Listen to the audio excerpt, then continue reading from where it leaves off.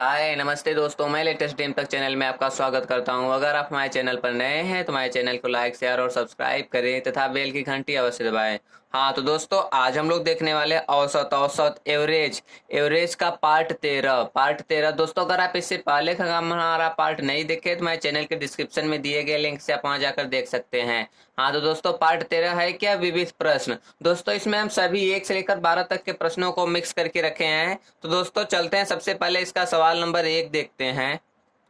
हाँ तो दोस्तों, सवाल नंबर 1 है, एक कक्षा में बच्चों का भार 15 केजी, 17 केजी, 16 केजी, 14 केजी एवं 10 केजी है। तो बच्चों का औसत भार है। तो दोस्तों इसमें हमें औसत भार निकालना होता है ना, है ना। तो औसत भार कैसे निकालते हैं? औसत भार का क्या फार्मूला होता है दोस्तों? सबको जोड़ करके उतने ही संख्या से भाग दे देते हैं। जैसे कि 15 केजी प्लस करेंगे कितना, 17, प्लस करेंगे कितना, 16, प्लस 14, प्लस 10।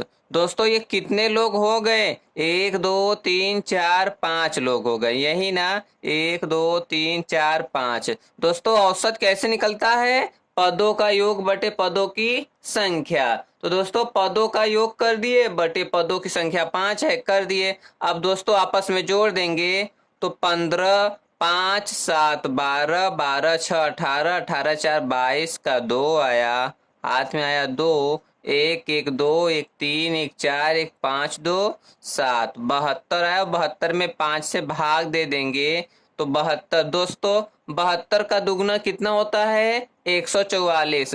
एक अंक पर दशमलव लगा दीजिए।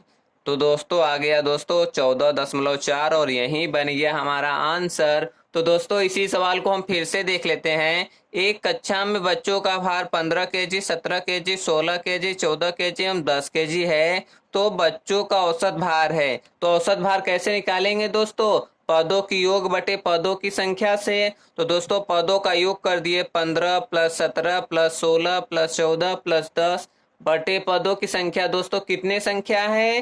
5 संख्या है। तो दोस्तों पदों का योग कितना आ गया? 7 5 12 6 18 4 22 का 2 हाथ में आया, 2 1 2 3 4 5 2 7, 72। 72 भागे 5। दोस्तों 72 में 5 से भाग दे देंगे तो कितना आएगा दोस्तों?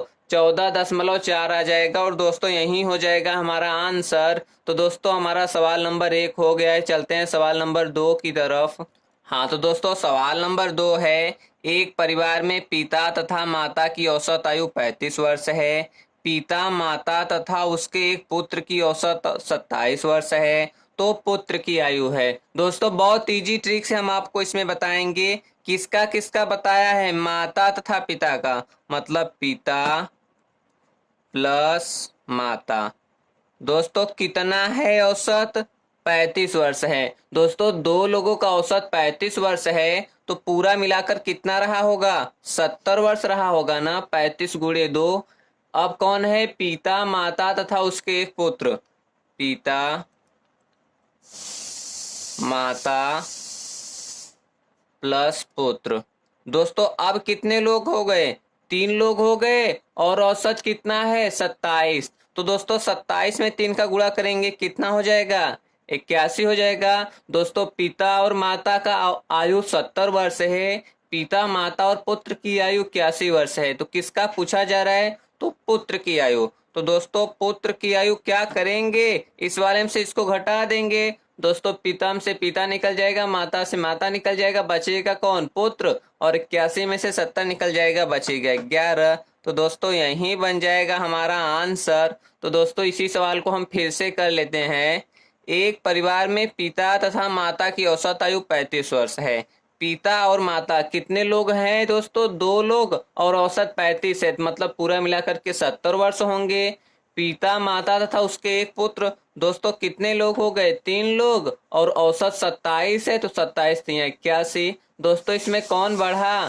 पुत्र बढ़ा ना। कितना बढ़ा दोस्तों? 11 बढ़ गया। तो दोस्तों यही बन गया हमारा आंसर। तो दोस्तों हमारा सवाल नंबर 2 हो गया है। चलते हैं सवाल नंबर 3 की तरफ। हाँ तो दोस्तों सवाल नंबर 3 है, 8 छात्रों के एक समूह में एक 60 किग्रा भार वाले छात्र के स्थान पर नया छात्र आ जाने से इनकी औसत भार में 1 किलोग्राम की वृद्धि हो जाती है। नए विद्यार्थी का भार कितना है? दोस्तों क्या है कि 8 छात्रों के एक समूह में एक 60 किग्रा भार वाले छात्र के स्थान पर नया छात्र आ जाता है। मतलब जो 60 किलोग्राम का था वो हट जा रहा है और एक नया छात्र आ जा रहा है। तो अब क्या हो रहा है, उसके औसत भार में 1 किलोग्राम की वृद्धि हो जा रहा है। दोस्तों कितने लोग हैं? 8 लोग हैं और 1 किलोग्राम की वृद्धि होगा तो 8 किलोग्राम की वृद्धि होगा। जो छात्र 60 का था तो नया आने वाला छात्र कितने किलोग्राम का रहा होगा? 68 किलोग्राम का। दोस्तों यही बन गया हमारा आंसर। तो दोस्तों हम क्या किए कि जो छात्र आ रहा है जरूर उसका भार 60 किलोग्राम से अधिक होगा, क्योंकि 60 किग्रा भार वाला जब व्यक्ति हट जा रहा है और नया व्यक्ति आ रहा है तो औसत भार बढ़ गया, तो मतलब नया व्यक्ति का भार ज्यादा रहा होगा। दोस्तों कितने लोग हैं? 8 लोग पहले भी थे और 8 लोग अब भी है, तो कितने के औसत से बढ़ा? 1 के। तो मतलब दोस्तों 8 एकम 8 के औसत से बढ़ा, तो 60 वाला अब कितने का रहा होगा दोस्तों? 68 का ना। तो दोस्तों यही बन गया हमारा आंसर। तो दोस्तों हमारा सवाल नंबर 3 हो गया है। चलते हैं सवाल नंबर 4 की तरफ। हाँ तो दोस्तों सवाल नंबर 4 है, 10 संख्याओं का औसत 20 है। यदि प्रत्येक संख्या में 5 जोड़ दिया जाए तो नया औसत क्या होगा? दोस्तों क्या है, 10 संख्याओं का औसत 20 है। यदि प्रत्येक संख्या में 5 जोड़ दिया जाए तो नया औसत क्या होगा? दोस्तों जब भी बात जोड़, घटाना, गुणा या भाग की बात हो, दोस्तों जो काम होता है वही काम हम औसत में कर देते हैं। 10 संख्याओं का औसत 20 है। यदि प्रत्येक संख्या में 5 जोड़ दिया जाए तो नया औसत क्या होगा? तो दोस्तों पहले औसत 20 था और अगर 5 जोड़ दिया जाए तो औसत 25 हो जाएगा। दोस्तों यही रहा जस्ट हमारा आंसर। तो दोस्तों इसमें हमें कुछ करना नहीं होता है, बस ध्यान रखना होता है कि हमें हो क्या रहा है। दोस्तों जोड़, घटाना, गुणा, भाग, जो भी काम जिस संख्या से होता है वही संख्या हम औसत में कर देते हैं। तो 10 संख्याओं का औसत 20 है। यदि प्रत्येक संख्या में 5 जोड़ दिया जाए तो अगर दोस्तों संख्या में 5 जोड़ेंगे तो औसत में भी जुड़ जाएगा। तो नया औसत क्या होगा दोस्तों? सब में 5 जोड़ दिया जा रहा है तो औसत में केवल आप 5 जोड़ दीजिए। तो दोस्तों पहले 20 था, अब कितना हो जाएगा दोस्तों?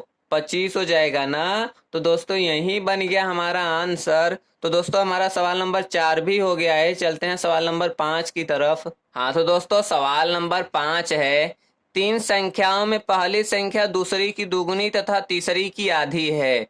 यदि उन तीनों का औसत 56 हो तो वे संख्याएं हैं। दोस्तों इसमें तो हमें संख्या माननी होंगी, पहली, दूसरी और तीसरी। क्या है दोस्तों? 3 संख्याओं में पहली संख्या दूसरी की आधी, मतलब पहली संख्या दूसरी की आधी तथा पहली संख्या दूसरी की दुगुनी तथा तीसरी की आधी है। दूसरी की दुगुनी है और तीसरी की आधी है। दोस्तों अगर हम इसको 1 मान लेंगे तो ये कितना हो जाएगा दोस्तों?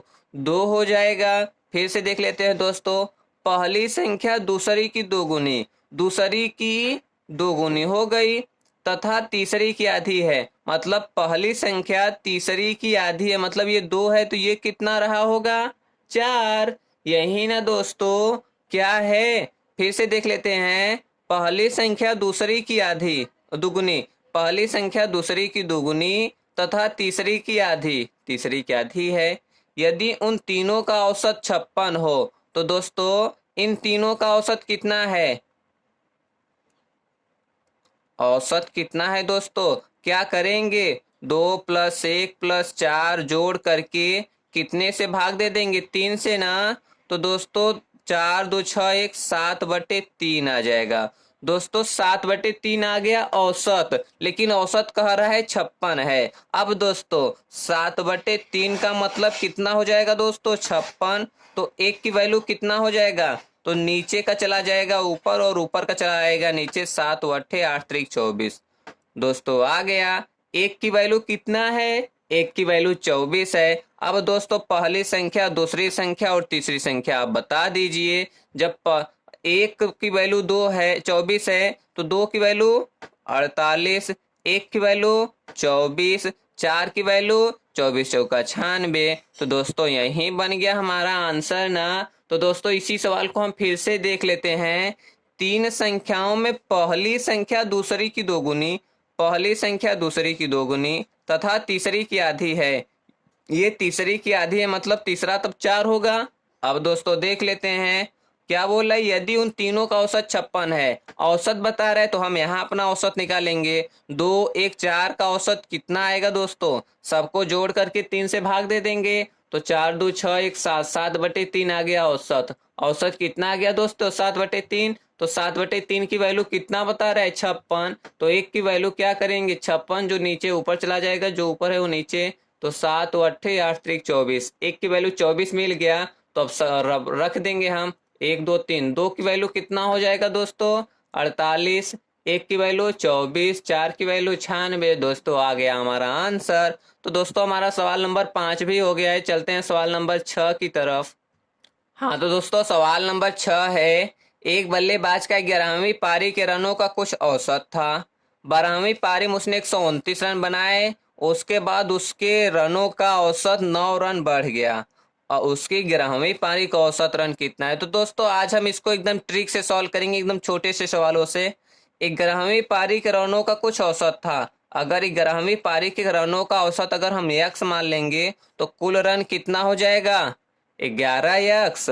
12वीं पारी में उसने 129 रन बनाए, उसके बाद उसके रनों का औसत 9 रन बढ़ गया। मतलब 11वीं पारी की जगह अब हो गया 12वीं। पहले औसत यक्स था तो अब यक्स प्लस 9 हो गया। तो दोस्तों अब ऐड कर देंगे, 12 में यक्स का गुणा करेंगे, 12 यक्स, 12 9 108। यही हुआ ना दोस्तों। बोला है 12वीं पारी में 129 रन बनाया, मतलब 129 रन अधिक रहा होगा। तो दोस्तों ये अधिक रहा है ना, तो दोस्तों इसमें से हम इसको घटाकर 129 के बराबर कर देते हैं। इसका मतलब कि 12 यक्स प्लस 108 माइनस कर देंगे 11 यक्स और लिख देंगे कितने के बराबर, 129 के बराबर। तो दोस्तों 12 यक्स में से 11 यक्स गया यक्स और प्लस 108 है, इधर जाएगा माइनस में 108। तो 9 में से 8 गया 1, 2 1 कम 2 और 1 1 कट गया। दोस्तों यक्स बराबर आ गया 21। और दोस्तों यक्स निकल गया तो यक्स निकला कौन, 11वीं पारी का। उसके 11वीं पारी का औसत रन कितना है, तो 11वीं पारी का औसत रन 21 है। तो दोस्तों यही बन गया हमारा आंसर। तो दोस्तों इसी सवाल को हम फिर से देख लेते हैं। एक बल्लेबाज का 11वीं पारी के रनों का कुछ औसत था। मान लीजिए कि 11वीं पारी के रनों का औसत यक्स था, तो टोटल रन कितना हो जाएगा, 11 यक्स। 12वीं पारी में उसने 129 रन बनाया, मतलब 12वीं पारी में उसने रन बनाए, उसके बाद रनों का औसत 9 रन बढ़ गया। तो 11वीं पारी की यक्स था तो 12वीं पारी का यक्स प्लस 9 हो जाएगा ना। तो ये 12 यक्स प्लस 12 9 108 हो गया। दोस्तों इसमें उन्होंने कितना रन बनाया, 129 रन, मतलब ये 129 रन ज्यादा है। तो दोस्तों इसमें से हम इसको घटा करके 129 के बराबर कर देंगे। तो मतलब 12 यक्स प्लस 108 माइनस 11 यक्स बराबर 129। तो 12 यक्स में से 11 यक्स जाएगा 1 यक्स, प्लस 108 है, इधर आएगा माइनस में 108। तो 129 में से 108 घटा देंगे तो क्या बचेगा दोस्तों, 21 बचेगा। तो इसका मतलब x की वैल्यू 21। तो दोस्तों ये x निकला तो किसका निकला, 11वीं पारी का ना। अगर दोस्तों पूछता 12वीं पारी का तो 21 9 30 रहता ना। तो दोस्तों अगर 11वीं पारी का तो 21 और अगर 12वीं पारी का तो 21 9 30 है। तो दोस्तों 11वीं पारी का पूछ रहा है तो 11वीं पारी का आंसर हमारा 21 है और यही बन गया आंसर। तो दोस्तों हमारा सवाल नंबर 6 भी हो गया और समाप्त भी हो गया। तो दोस्तों अब हम लोग चलते हैं। दोस्तों अगर आप हमारे चैनल पर नए हैं तो हमारे चैनल को लाइक शेयर और सब्सक्राइब करें तथा बेल की घंटी अवश्य दबाएं। दोस्तों इसी तरीके का बेस्ट वीडियो और ट्रिक पाने के लिए आप हमारे चैनल पर बने रहें। नमस्ते दोस्तों।